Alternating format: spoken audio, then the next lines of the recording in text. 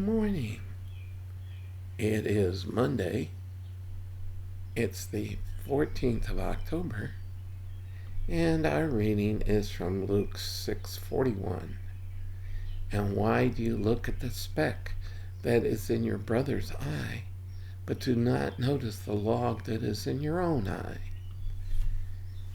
I don't know, it seems kind of endemic to people in general that they can see what's wrong with others much easier than they can see what's wrong within themselves. In fact, and I've seen this a lot over the many years, that very often people accuse others of being exactly who they are. It's called projection. And the idea here is, first of all, we need to deal with our own sins. We need to deal with our own failures and not be so quick to worry about other people's.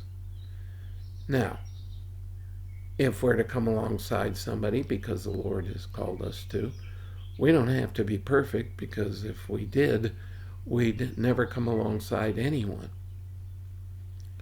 But we need to make sure our own house is clean before we complain about others not being, or people who live in glass houses shouldn't throw stones, all sorts of cliches. But the idea here is very clear. It's much easier to judge others than it is to look in a mirror and judge ourselves. So we need to ask the Lord if there's things we need to deal with in our own life before worrying about what somebody else is doing. And so, as I've said on previous occasions, yes, there's a certain amount of risk asking God to look at us and show us ourselves. But that's part of how we be who He's called us to be. That's part of sanctification. So, before we start judging others, let's depend on the Spirit to judge ourselves and continue the process of being conformed to the image of His Son.